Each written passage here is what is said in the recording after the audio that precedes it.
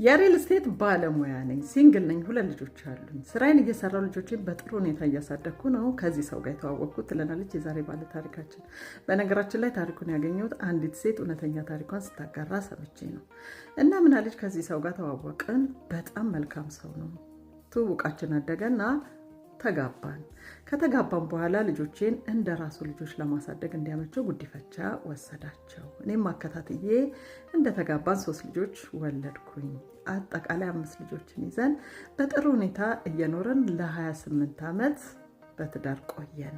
ይህ በእንዲህ እንዳለ እንግዲህ የምሰራበት ሪል ስቴት ውስጥ ስህተት ሰርቼ ተገኘሁኝ። ያው እንግዲህ እየተመላለስኩኝ ቻሌንጅ እያደረኩኝ እሱም ከኔ ጋር እየተመላለሰ ፋይናሊ ጥፋተኛው የተገኘውና 7 ዓመት ተፈረደብኝ።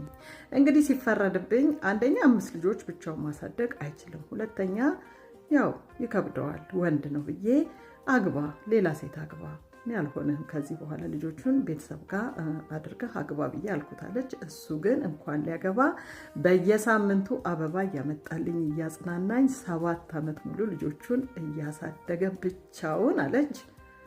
7 ዓመት አጠናቀቄ ወጥቼ ያንን የደስታ ህይወት እንደገና መኖር ጀምረናል ብላ ፎቶዋን ሁሉ አታች አድርጋ ስትናገር ሰምቼ ዋው ነው ያልኩት። በእውነት በጣም መጥፎ ኢቪል የሆኑ ወንዶች የመኖራቸውን ያህል ብዙ መልካም ወንዶች አሉ።